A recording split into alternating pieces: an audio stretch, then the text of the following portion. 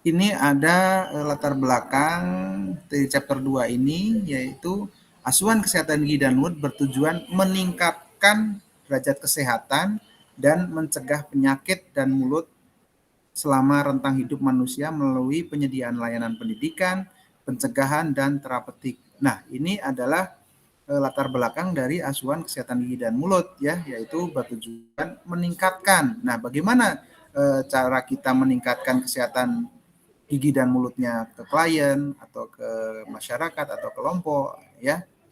Nah, apakah itu meningkatkan pengetahuannya, ya, meningkatkan derajat kesehatannya, ya, seperti itu. Dan bagaimana cara kita mencegah penyakit gigi dan mulut, ya, kepada klien, ya, seperti itu. Jadi kita di samping meningkatkan juga dapat memberi edukasi tentang pencegahan penyakit gigi dan mulut, seperti itu. Nah, untuk mencapai tujuan ini, terapis gigi dan mulut memperhatikan seluruh orang. Ya, kita harus memperhatikan tuh semua orangnya. Menerapkan pengetahuan khusus tentang emosinya bagaimana, nilai-nilainya bagaimana, keluarganya bagaimana, budayanya juga bagaimana, ya, serta lingkungan klien, serta pengetahuan umum tentang sistem tubuh, ya, seperti itu. Nah, ini tugas kalian, ya, nantinya memberi edukasi, memberi promosi ke klien atau ke masyarakat, ya, seperti itu, untuk meningkatkan kesehatan gigi dan mulutnya. Kemudian teori kebutuhan manusia membantu terapis gigi dan mulut untuk bisa memahami hubungan antara pemenuhan kebutuhan manusia dan perilaku manusia. Nah, ini nanti ada beberapa 8 kebutuhan manusia yang harus dipenuhi, ya. Nah, untuk kebutuhan manusia ini kita mengadopsi dari hierarki kebutuhan Maslow. Apa itu? Yang tingkatan paling rendah, yaitu pada tingkat paling dasar ini kebutuhan manusia adalah kebutuhan fisiologis. Sebagai contoh seperti kebutuhan akan makan, akan cairan, ya, tidur dan olahraga, ya. Nah, ini adalah tingkatan yang paling bawah dari hierarki kebutuhan Maslow. Kita tahu kalau kebutuhan dasar, ya, seperti makan, ya, cairan tubuh, tidur dan olahraga itu adalah kebutuhan dasar yang harus kita penuhi. Kemudian tingkatan selanjutnya pada tingkatan kedua, yaitu menurut Maslow dijabarkan sebagai kebutuhan atas keselamatan, ya, termasuk kebutuhan untuk keamanan fisik, psikologis, ya, kebutuhan akan stabilitas, perlindungan, ya, struktur dan kebebasan dari ketakutan dan kecemasan. Nah, ini juga akan kita praktekkan nanti di 8 kebutuhan manusia dalam asuhan kesehatan gigi dan mulut. Yang selanjutnya, yang ketiga adalah cinta dan kebutuhan. Ini menurut Maslow termasuk kebutuhan untuk hubungan kasih sayang dan kebutuhan untuk tempat dalam budaya, kelompok maupun keluarga seseorang. Tingkatan yang keempat atau yang selanjutnya dari hierarki Maslow ini adalah kebutuhan akan harga diri, ya, prestasi dan harga diri, ya. Ini ada di tingkatan keempat menurut Maslow. Kemudian yang paling puncak menurut hierarki kebutuhan Maslow yaitu aktualisasi diri, yaitu suatu keadaan di mana setiap orang sepenuhnya mencapai potensinya dan mampu memecahkan masalah dan mengatasi secara realistis dengan situasi kehidupan. Nah, ini yang kita adopsi, ya, hierarki kebutuhan Maslow ke dalam asuhan kesehatan gigi dan mulut. Ingat, ya, ada 1, 2, 3, 4, 5. Ada 5 tingkatan menurut Maslow. Seperti itu. Nah, tentang teori kebutuhan manusia dipilih sebagai kerangka kerja konseptual untuk model ini. Alasannya kenapa? Yang pertama, kebutuhan manusia berhubungan dengan usia, budaya, jenis kelamin, dan kebangsaan. Ya. Yang kedua, kebutuhan manusia ada hubungannya dengan rongga mulut manusia atau orang. Ya. Kemudian yang ketiga, kebutuhan manusia diakui oleh Organisasi Kesehatan Dunia sejauh mana seseorang atau kelompok dapat mewujudkan aspirasi dan memenuhi kebutuhan sendiri, di sisi lain juga untuk mengubah dan mengatasi keadaan lingkungannya. Kemudian yang keempat, pemenuhan kebutuhan manusia berkontribusi pada kualitas hidup individu, komunitas, dan bangsa. Nah ini, kalau pemenuhan kebutuhan manusia sudah terpenuhi, akan berkontribusi kepada kualitas hidup individu, ya, komunitas, dan bangsa itu sendiri, seperti itu. Pemenuhan kebutuhan manusia menekankan pendekatan yang humanistik yang berpusat pada klien untuk asuhan kesehatan gigi dan mulut. Nah ini, kita dalam melakukan pemenuhan kebutuhan dasar manusia, kita harus menekankan pada pendekatan humanistik atau kemanusiaannya, ya, karena yang dikerjakan adalah manusia, ya kita harus melakukan pendekatan-pendekatan secara humanistik, ya, tentunya yang berpusat pada klien, ya, atau pasien, seperti itu. Bagaimana kita menangani pasien, ya, mulai dari keramah tamahannya, ya, terus sopan santunnya, ya, terus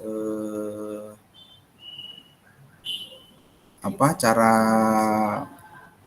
mengerjakan pasien atau klien, ya. Nah itu kita harus melakukan pendekatan yang humanistik, ya, jangan semena-mena atau kasar atau yang bisa mengganggu citra dari tenaga terapis gigi tersebut, ya. Tolong diingat, nanti kalau kerja ke pasien atau klien, ya kita perhatikan sopan santun, etika, ya, tata cara kita berbahasa harus yang sopan, ya, seperti itu, dan lakukan secara humanistik. Nah, di sini ada konsep tindakan asuhan kesehatan gigi dan mulut dalam model konseptual kebutuhan manusia tentang asuhan kesehatan gigi dan mulut. Nah, di sini ada 8 kebutuhan dasar manusia dalam dental hygiene proses, ya. Seperti ini. Ini adalah konsep yang kita adopsi atau yang kita pakai dalam melakukan asuhan kesehatan gigi dan mulut, ya. Tolong nanti juga dipahami, dibaca di buku dental hygiene-nya, ya. Apa saja sih 8 kebutuhan manusia yang harus terpenuhi dalam kesehatan gigi dan mulutnya? Nah, ini dalam melakukan asuhan kesehatan gigi dan mulut, kita harus memperhatikan 8 kebutuhan manusia yang harus terpenuhi. Ya, nanti di Medrec juga ada itu, sudah tertuang di situ, ya, di medical record-nya, ya. Apa saja 8 kebutuhan dasar manusia yang harus terpenuhi. Nah, di sini ada yang pertama, yaitu perlindungan dari risiko kesehatan, ya. Misalnya ada pasien atau klien kariesnya banyak, karang giginya banyak. Nah, itu berarti tidak terpenuhinya 8 kebutuhan manusia akan perlindungan dari risiko kesehatan. Karena dengan banyaknya lubang, dengan banyaknya karang gigi itu akan menyebabkan penyakit-penyakit yang lain. Sebagai contoh, dengan banyaknya karang gigi, dia akan mengakibatkan misalnya gingivitis, ya, gusi mudah berdarah, ya.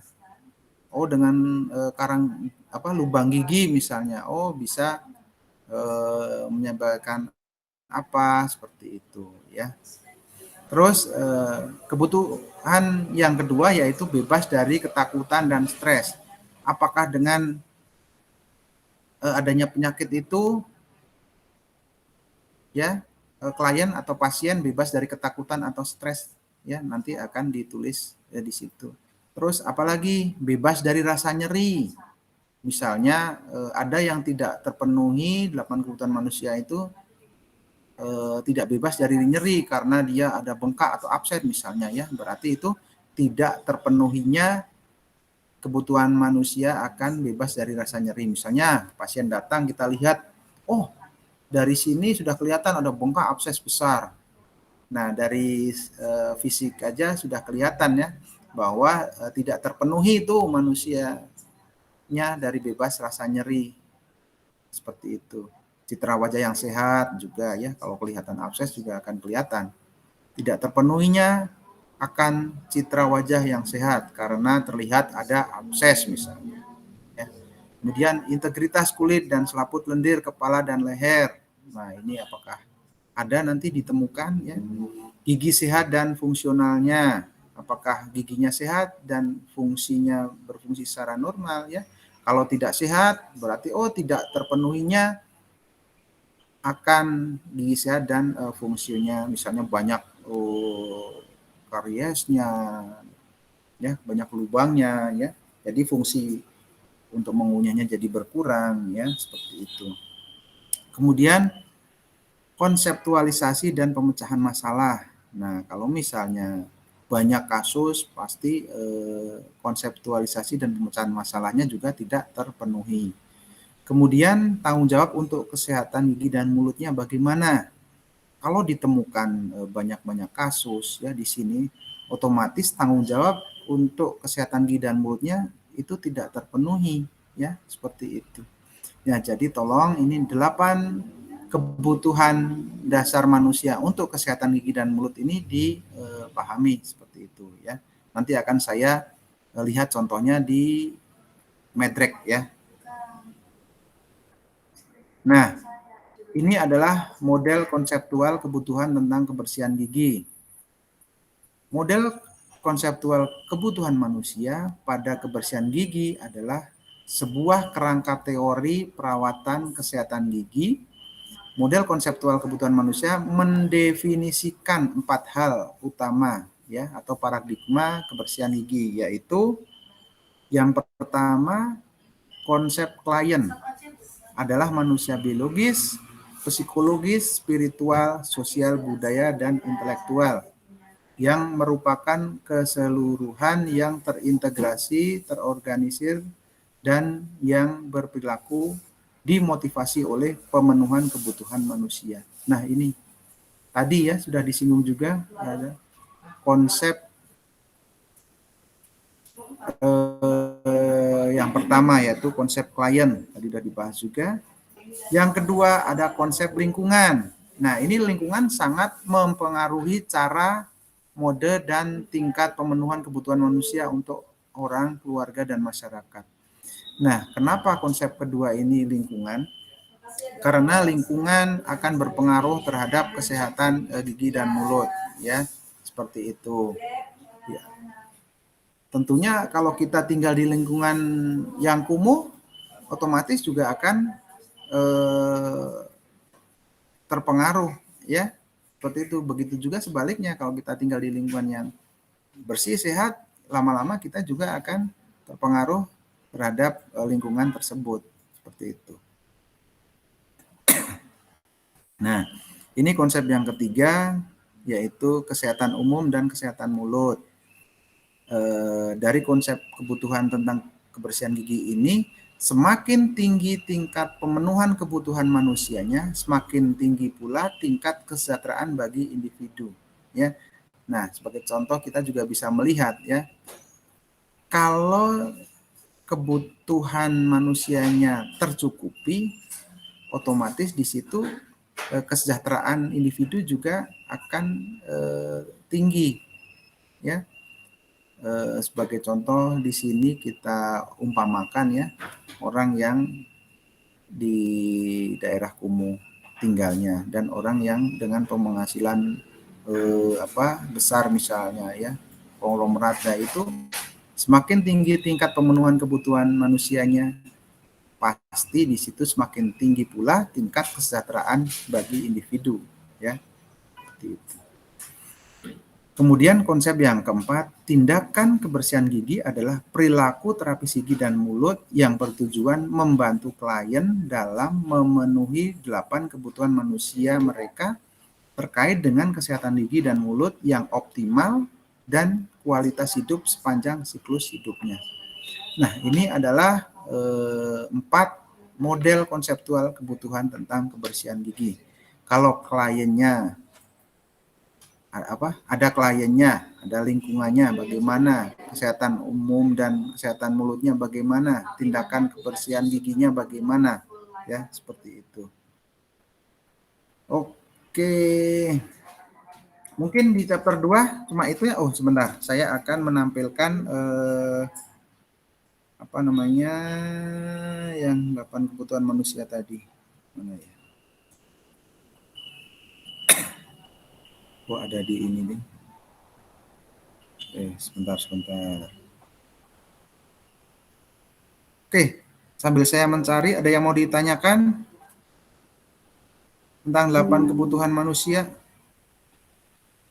Nah, di sini saya akan menjelaskan tentang 8 kebutuhan manusia. Sebentar. RPS, bahan ajar, materi, kartu metrik. Nah, sudah kelihatan PPT-nya? Oke.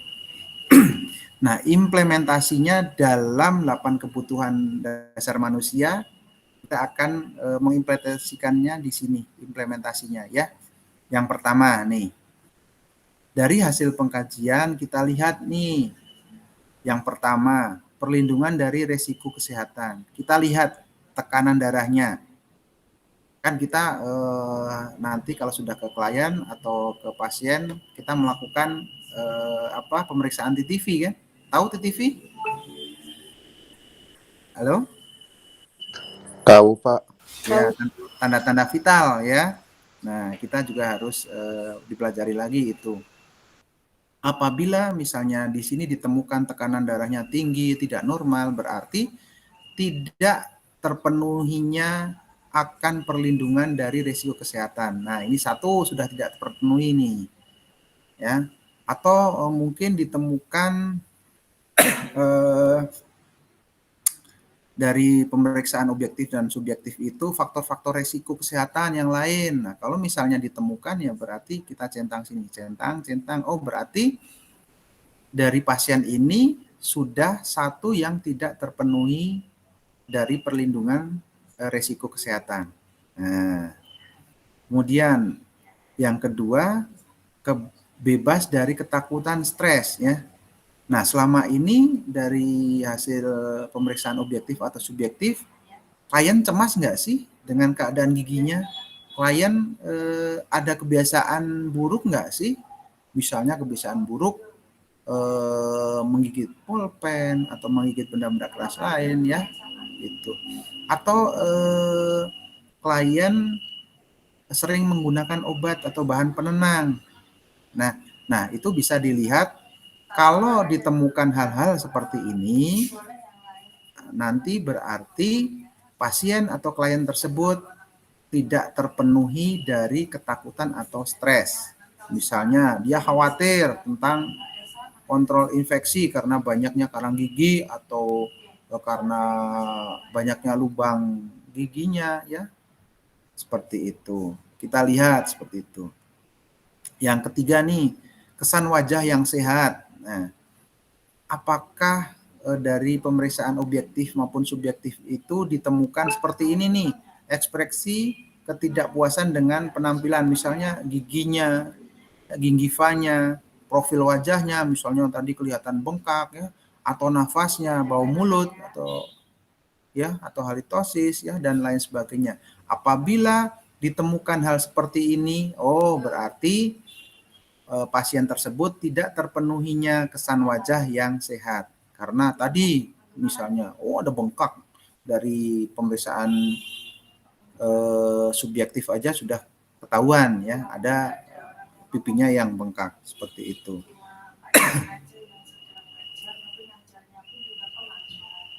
Kemudian yang keempat, nah apakah dari klien atau pasien itu ditemukan hal-hal seperti ini, misalnya pembengkakan, peradangan gusi, perdarahan saat probing ya. Nah, ini juga bisa ditemukan lewat lewat pemeriksaan objektif ataupun subjektif. Oke, sebelum saya lanjut, ada yang tahu nggak apa itu pemeriksaan objektif, apa itu pemeriksaan subjektif?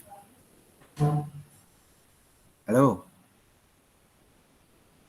Halo? Menjawab, Pak. Apa itu? Apa itu pemeriksaan objektif? Apa itu pemeriksaan subjektif? Ayo. Kalau pemeriksaan, Udah ada yang tahu belum? Oke. Jadi, pemeriksaan subjektif yaitu pemeriksaan yang didapatkan dari hasil wawancara dari klien atau menanyakan ke klien atau menanyakan ke pasien seperti itu ya. Kalau pemeriksaan objektif, pemeriksaan yang dilakukan secara langsung ke klien. Sebagai contoh, pemeriksaan gigi geligi ya itu kan secara langsung kan menggunakan sonde sama pinset misalnya, atau kaca mulut misalnya. Atau kita melakukan pemeriksaan TTV, tanda-tanda vital. Nah, itu namanya pemeriksaan objektif secara langsung ya. Kalau yang pemeriksaan subjektif itu kita hasil dari wawancara seperti menanyakan riwayat ya, menanyakan nama, alamat dan lain sebagainya. Yang dilakukan dengan wawancara atau pertanyaan itu dinamakan pemeriksaan subjektif. Kalau objektif kita memeriksa langsung ke klien seperti itu ya. Nah, ini juga ada 8 kebutuhan manusia yang nomor 5. Apabila nanti di klien atau di pasien kalian menemukan hal-hal seperti ini dari hasil pemeriksaan objektif maupun subjektif, seperti contoh kesulitan mengunyah, gigi palsu, tambalan yang tidak baik, karies atau kelainan, gigi hilang, atau abrasi atau erosi dan lain-lain. Nah, berarti kalau Anda menemukan seperti ini, berarti klien tersebut tidak terpenuhi 8 kebutuhan manusianya. Yang nomor 5 yaitu tidak terpenuhinya kondisi biologis dan fungsi gigi geligi yang baik seperti itu, ya. Nah, kemudian yang nomor 6, apabila menemukan hal-hal seperti ini, misalnya mengungkapkan pertanyaan tentang pemeriksaan kesehatan gigi dan mulut atau penyakit gigi dan mulut, apabila ditemukan di sini dari hasil pemeriksaan objektif ataupun subjektif, nah berarti pasien tersebut tidak terpenuhinya konseptualisasi dan pemecahan masalahnya, ya seperti itu. Nah, ini yang ketujuh atau 8 kebutuhan manusia yang nomor 7. Di sini ada bebas dari nyeri pada kepala dan leher. Ya. Apabila ditemukan seperti ini, misalnya dari hasil wawancara, ditemukan nyeri atau linu ya, baik itu di ekstra maupun intraoral ya. Nah, berarti pasien tersebut tidak terpenuhinya akan bebas dari rasa nyeri pada kepala dan leher. Nah, ini bisa diketahui dari pemeriksaan objektif dan subjektif seperti itu. Nah, ini. Yang terakhir atau yang ke-8 yaitu tentang tanggung jawab terhadap kesehatan gigi dan mulutnya. Ya. Kalau ditemukan misalnya adanya plak, kalkulus ya, terus skornya juga diketahui ya, skor plaknya, skor kalkulus atau kriterianya ya. Terus mungkin kurangnya pengawasan orang tua juga terhadap pemeriksaan kesehatan gigi dan mulutnya ya, tidak ada pemeriksaan gigi selama 2 tahun terakhir dan lain-lain. Kalau ditemukan seperti ini berarti itu tidak terpenuhi kebutuhan akan tanggung jawab terhadap kesehatan gigi dan mulutnya ya, karena tadi nih ditemukan adanya plak dan kalkulus ya.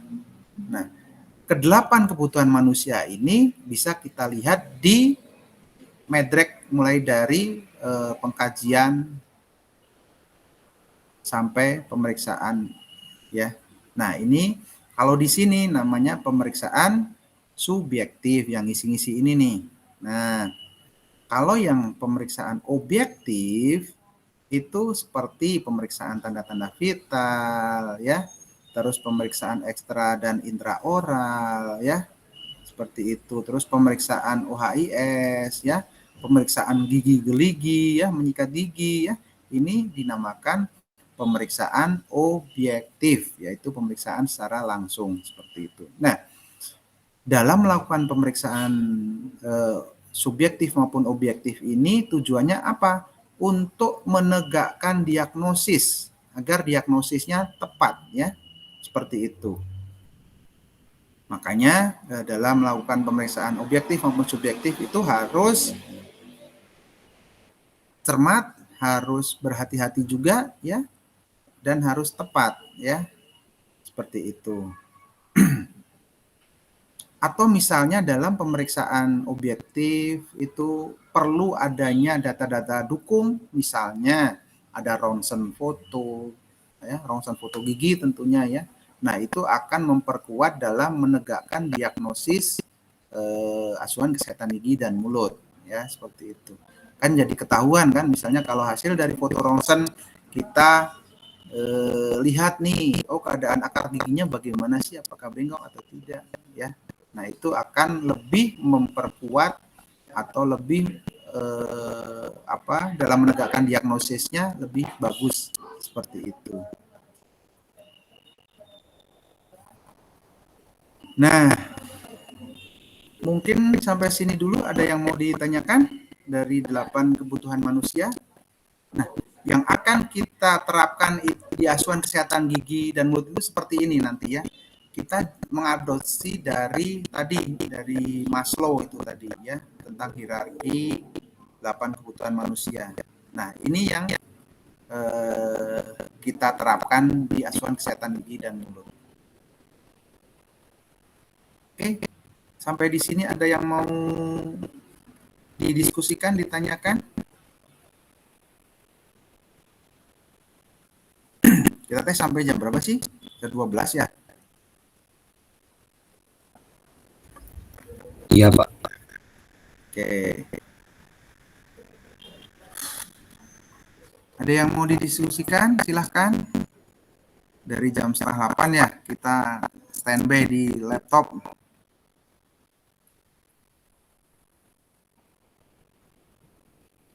Oke, sekarang kalau tidak ada yang ditanyakan, saya mau nanya. Hania ada? Hania Sauzan. Halo?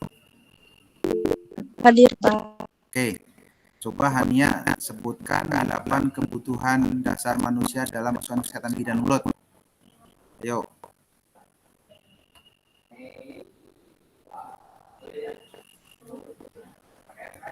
Ayo.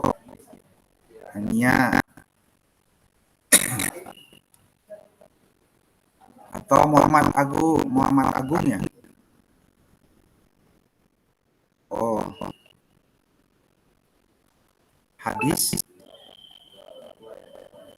Terus siapa yang tahu tadi? Barusan dibahas. So Luffy terus perasaan yang jawabnya.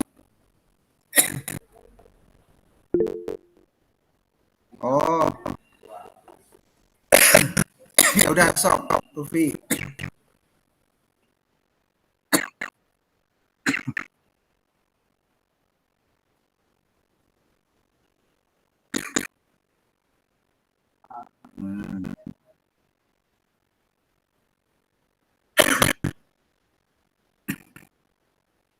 Nah, itu ya.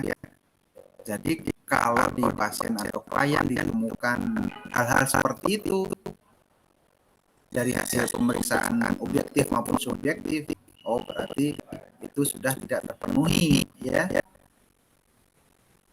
Misalnya dari 8 kebutuhan manusia itu, oh ada 4 atau ada 3 yang tidak terpenuhi, akan kalian catat atau kalian dokumentasikan di situ ya.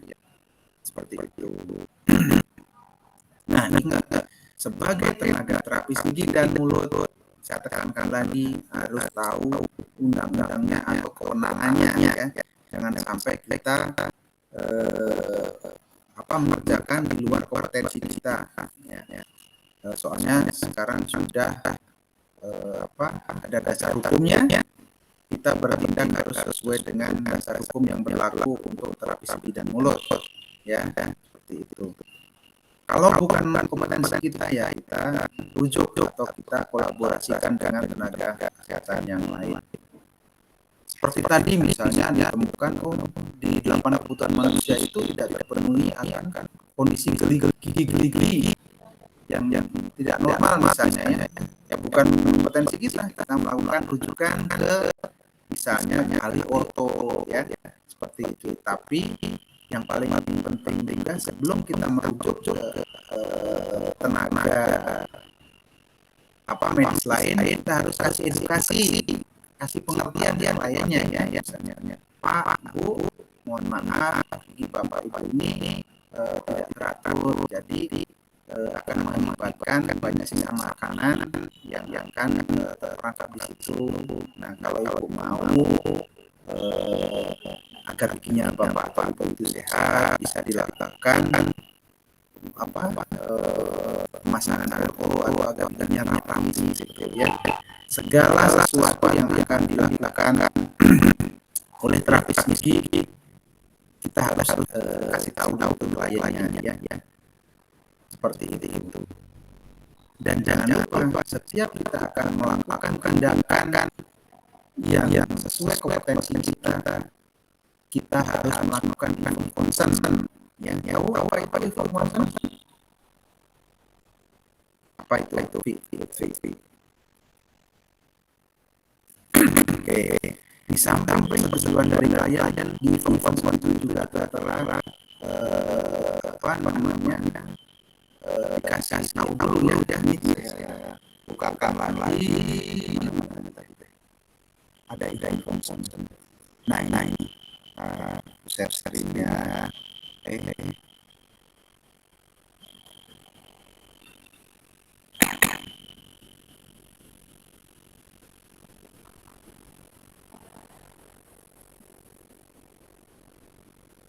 Sudah kelihatan.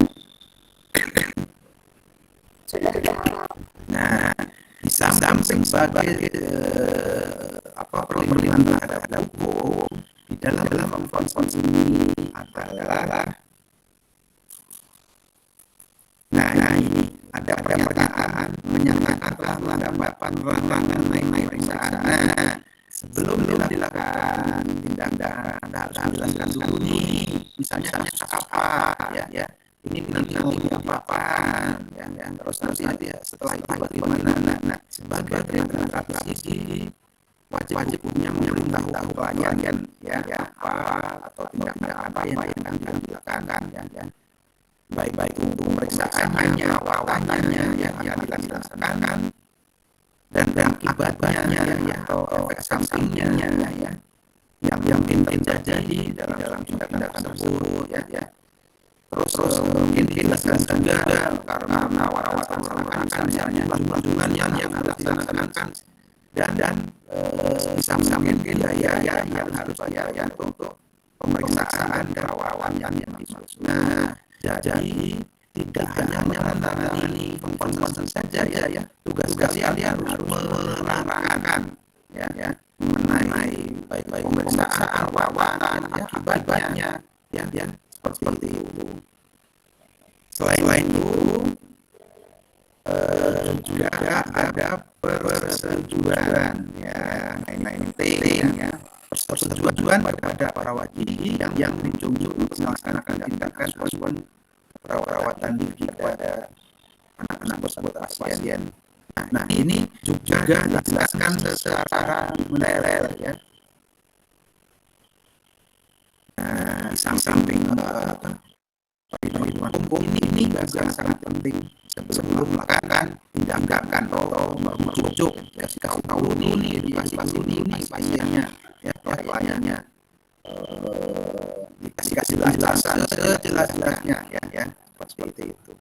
Nah, itu adalah naik konsen. Jadi tidak semata-mata langsung menandatangani, ya. Kalian jelaskan dulu, kalian kesaksian dulu pada pasiennya. Nah,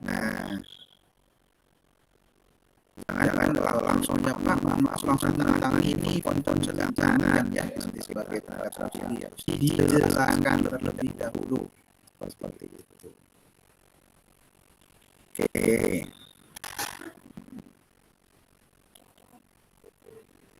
Ya, ini masih banyak ya, nanti akan bahas lagi. Dan ulang-ulang lagi ya di setiap chapter juga. Nah, sampai sini ada yang mau didiskusikan dulu?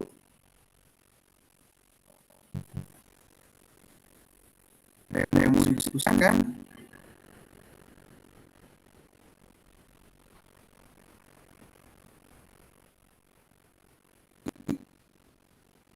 Oke.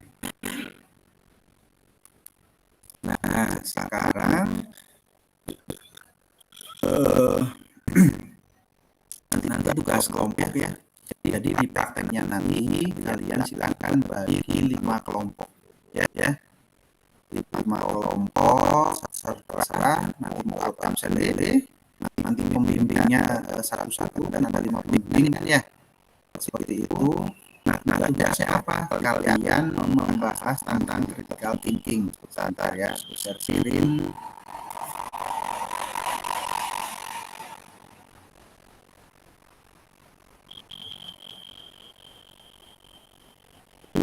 Sudah kelihatan? Nah, untuk praktek nanti sehabis dulu silakan kalian berkelompok membuat laporan singkat tentang critical thinking chapter 1 ya. Itu per kelompok, buatlah ringkasan materi. Nah, ini berbentuk individu kalau ini ya, seperti itu. Tapi yang paling penting tolong ini aja dulu ya, laporan singkat tentang critical thinking chapter 1 ya. Terus untuk chapter 2 sama, buatlah laporan singkat tentang critical thinking chapter 2. Ini juga kelompok ya. Upload tugas di GCR sesuaikan dengan pembimbing kelompok ya. Apakah sudah dibagi kelompoknya? JJ? Sudah, Pak. Sudah. Oke. Kalau sudah, nanti silakan berkoordinasi dengan pembimbing masing-masing ya untuk membahas critical thinking ya. Sebentar, saya bisa tayangkan mental hygiene-nya ya. Sudah paham di sini tugasnya? Paham, Pak. Oke, sebentar. Saya akan buka di dental hygiene itu ada critical thinking. Saya mana ya?